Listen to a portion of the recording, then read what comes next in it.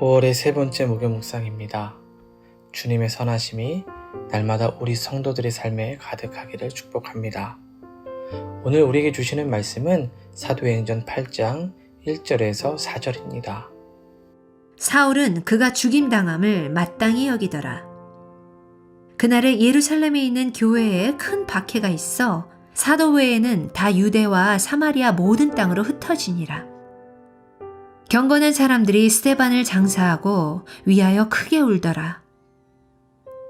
사울이 교회를 잔멸할 새 각 집에 들어가 남녀를 끌어다가 옥에 넘기니라. 그 흩어진 사람들이 두루 다니며 복음의 말씀을 전할세. 오늘 본문은 사도행전의 초대교회가 박해받는 모습을 그리고 있습니다. 스데반이 유대인들의 거짓 고소에 돌에 맞아 죽었습니다. 이를 계기로 젊은 사울을 중심으로 해서 예루살렘 안에 예수를 믿는 성도들을 곳곳으로 찾아다니면서 잡아서 옥에 가두었습니다. 얼마나 박해가 심했는지 잔멸하다는 표현을 쓰고 있습니다. 그러니까 쉽게 말해서 성도들의 집과 삶, 어느 곳이든 돌아다니면서 쑥대밭으로 만들었다는 것이죠. 교회가 성장하고 부흥하면서 하나님의 역사를 이루고 있었는데 고난이 찾아온 겁니다. 아마 어느 누구도 이런 예상을 하지 못했을 겁니다. 그러니 얼마나 놀랬을까요? 그리고 스데반 한 사람의 죽음으로 끝난 것이 아니라 스데반의 죽음이 박해의 시작이었고 점점 더 많은 그리스도인들이 잡혀서 옥에 가거나 죽임을 당해야 했습니다. 그래서 사도들을 제외한 성도들이 예루살렘을 떠났어요.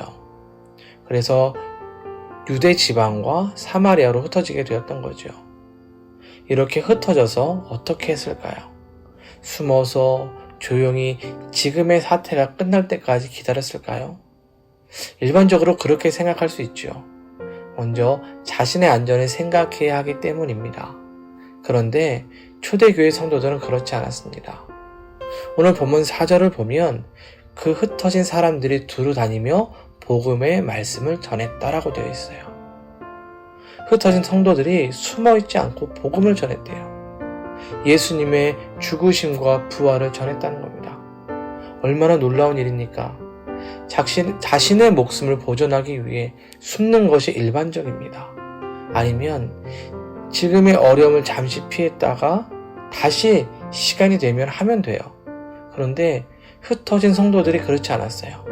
예루살렘에서 벗어나 자신의 거주하는 새로운 곳에서 복음을 전하고 있었던 겁니다. 한 사람의 죽음, 그로 인해 시작된 핍박은 엄청난 고난이 아닐 수가 없습니다. 예수를 죽인 자들이 신실한 스데반을 죽였습니다. 그리고 그 위협이 예수를 믿는 성도들에게 그대로 찾아온 것이지요. 교회가 사라질 판입니다. 얼마나 두렵겠습니까? 그런데 이런 고난과 위기가 오히려 복음 전파의 기회가 되었습니다. 하나님께서 그렇게 흩어진 성도들을 통해 복음을 전하게 하신 거예요. 그로 인해서 복음이 예루살렘에만 머문 것이 아니라 유대 지역과 사마리아 지역에 퍼지게 되었습니다. 고난을 통해 하나님은 당신의 계획을 이루어 가신 겁니다. 예수님께서 승천하시면서 제자들에게 뭐라고 말씀하셨습니까? 예루살렘과 유대와 사마리아와 땅끝까지 이르러 내 증인이 되라. 스데반의 죽음과 교회의 위기는 엄청난 고난이고 두려움이었지만 그것을 통해 하나님은 복음이 예루살렘을 넘어 유대와 사마리아로 그리고 땅끝으로 전해지는 기회로 삼으신 거예요. 하나님의 계획이 놀랍게 이루어지고 있었던 겁니다. 하나님은 당신을 사랑하는 자를 통해서 그리고 그분의 뜻을 따라 부름받은 성도들을 통해 선을 이루시는 분이십니다. 하나님은 고난을 기회로 그리고 기쁨으로 사용하시는 전능하신 분이십니다. 이스라엘이 블레셋과 싸울 때에 모두에게는 두려움이었지만 다윗에게는 하나님의 선한 일을 감당하는 이스라엘의 왕이 되는 기회였습니다. 다리오 왕 때 사자굴은 모두가 죽음으로 가는 관문이었지만 다니엘에게 사자굴은 하나님의 살아계심을 증거하는 축복된 장소였습니다. 하나님은 고난을 기회로 만드셔서 선하신 역사를 이루어 가세요. 여러분, 덴마크에 장난감 기업이 하나 있습니다. 우리가 잘 아는 레고예요. 매니아가 있을 만큼 전 세계적으로 유명하죠. 레고의 창업주 올레 키르키 크리스티안센이라는 사람이 있었는데요.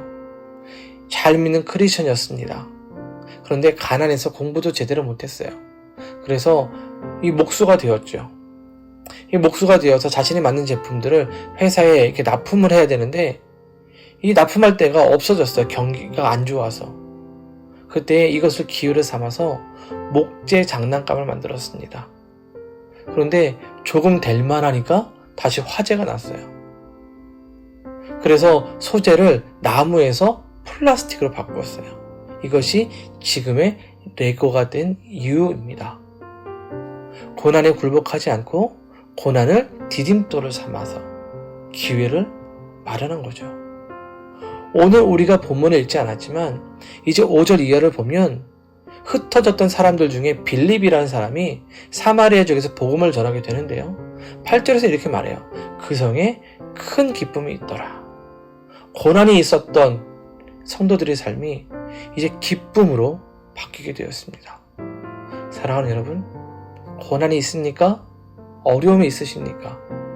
당신의 사랑하는 백성을 위해 선을 이루시는 하나님께서 우리의 고난과 어려움을 통해 놀라운 일을 이루어 주실 겁니다. 우리의 인생에 일어난 고난이 아무리 힘들고 어려워도 하나님이 함께 하시면 고난이 기회로 바뀌고 위기가 축복으로 변화될 것입니다. 그러니 지금의 고난 앞에 주저앉지 마시기 바랍니다. 물론 이해할 수 없을 때도 있고 받아들이기 힘들 때도 있지만 우리의 삶 속에 주어진 고난을 하나님이 사용하셔서 은혜의 통로와 기쁨의 통로로 바꾸어 주실 겁니다. 그러니 확실한 믿음을 갖고 오늘도 우리 주님과 함께 믿음으로 살아갈 수 있기를 주님의 이름으로 축원드립니다. 기도합니다. 사랑의 하나님, 감사를 드립니다. 주님의 크신 계획을 알 수 없지만 당신을 사랑하는 자녀에게 선을 이루시는 분이심을 믿습니다. 우리의 삶의 고난과 어려움을 내버려 두지 마시고 축복과 기쁨이 되는 통로로 사용하여 주옵소서. 하나님의 영광을 드러내게 하여 주시옵소서. 그리하여 고난이 기회요, 고난이 기쁨이 되는 역사를 우리 성도들이 경험하며 하나님을 향한 더욱 신실한 믿음을 가지게 하여 주옵소서. 오늘도 주님 앞에 허락된 시간을 살아갑니다. 최선을 다하며 그리스도인의 선한 삶을 살 때에 동행하여 주시고 형통의 은혜를 내려 주시옵소서.